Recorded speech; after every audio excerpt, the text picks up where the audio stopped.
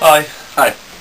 This is the 4th video that we've done, and it's the second review of Fear and Loathing in Las Vegas, a savage journey to the heart of the American dream.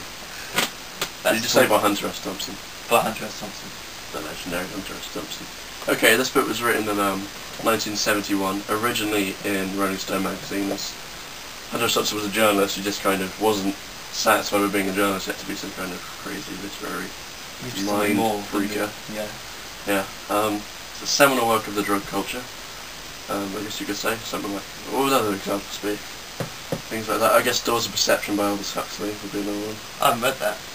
I haven't read it, but I might do one day. I mean, at the time I was reading this book, I would have been interested in reading that book and all that. Yeah, Huxley was.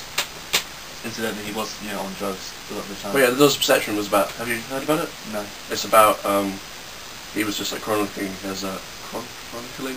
his use of mescaline in a kind of scientific manner, and that's where the band Doors got the name from it. Oh. And obviously Jim Morrison, his face on that speed. And a genius, that's not decent to mention that. Fear and Loathing. Fear and Loathing, yeah. The story is basically about this guy, Raoul Duke, who is based on Hunter. Yeah. And he's sent on a journey. He's sent to go cover a story. The Mint 400, isn't it? Yeah, like so it's about motorcycling on like big. But that is about a chapter in the book. It's really not. Yeah, it's like the first third. I think in the Rolling Stone he actually did cover more of that. I mean, it still had this kind of Gonzo started. We'll get to Gonzo in a minute. We've mentioned that all throughout our videos, haven't we, Gonzo? Yeah. Anyway, but yeah, I think he kind of expanded on what was in the magazines when he wrote the book. So. Beefed it up. More of the actual themes of the story. Because he's in different, different forms, so he's got to do it a bit differently. Okay, so Raoul Duke and Dr. Gonzo, the two characters of it. The attorney. Yeah, his attorney. His attorney. Who there's a constant running thing of like, as your attorney, I advise you. Yeah, it's very, very good. Especially given the film. I should probably mention that as a film by Terry Gilliam. Starring Johnny Depp. When I first started reading it, I saw the attorney as like a sort of straight character, no? I didn't see him as like a real person. I thought it was like a. Like a split. Like Elvis Presley in True Romance. Yeah. He's in True Romance. Yeah. It's a good film. Oh, we're just having a chat. We're just catching up. But that's Val Kilmer. Who plays Elvis Presley in that? Is it? Yeah.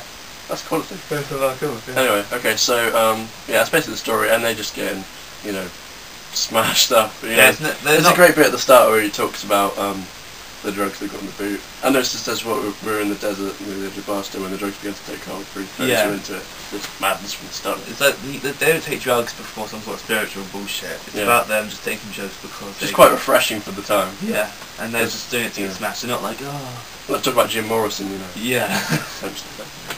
But it's talking about the death of the 60s. Well, yeah, the themes, we'll come to that in a minute, shall we? Well, he's done the rest of it. We're going to talk about what Gonzo was. Oh, right, yeah. We have written something down, it's not completely free from. I'm sorry. Let's get it snappy. I was going to say something. Gonzo? Yeah, let's do Gonzo, but hopefully it'll come back to me. Okay, so we've probably mentioned this before, but the idea of Gonzo is something invented by Josh Thompson, whereby, as a journalist, he kind of recounts what he has seen in his reports, but fictionalises it. And there's a great thing about how when he was on the campaign trail, which is that followed this, he was like saying about how the people running political parties like on drugs and stuff. It's really funny. It caused a complete scandal. But so yeah, and through this, especially in this book, he's getting across a lot of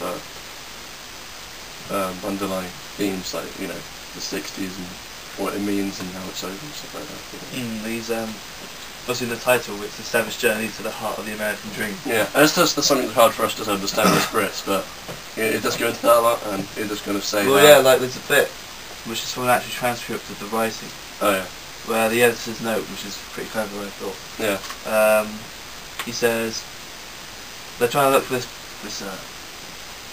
metaphor for like a building called the American Dream. I read this differently. Like I said to you, I think they were just kind of a little bit drugged, and they were just saying, do you know what the American Dream is, kind of tongue-in-cheek, and they were just like... No, I'm saying it's a metaphor. Yeah.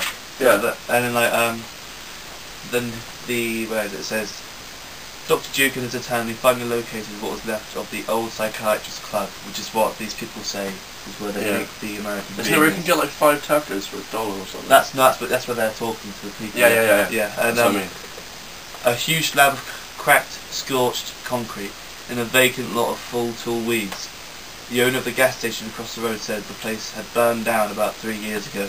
Which would have been in the 60s. Yeah, so it's saying that the American dream's gone. Like I was saying to Chris earlier, we were just thinking about what to do with this. I compared Thompson to Frank Zappa in the way that, like, in the 60s, he was kind of his time, but ahead of it. Because Andros Tosta clearly sees past, the beads and the long hair of the hippie movement to the actual power it had, and how it was kind of wasted.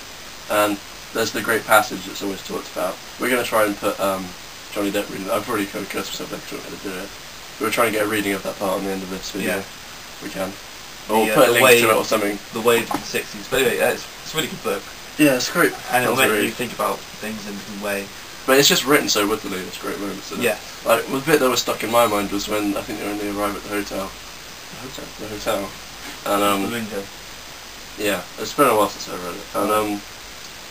And, he says, there's like a strange metal snake heading towards me, and he goes, shoot it! And he goes, but first I want to study its habits. Yeah. It's just stuff like that, it's really good. The drugs you really add to it. I mean, probably a lot of people won't condone it, a lot of people think it's really awesome. But they do add a great side to the narrative and make it very interesting. Very woody. Yeah, but definitely read it. Yeah. And tell us what you think. We've really missed out a lot there, but yeah. Tell us what you think. Alright. Hopefully you've enjoyed it. Cheers. See you later.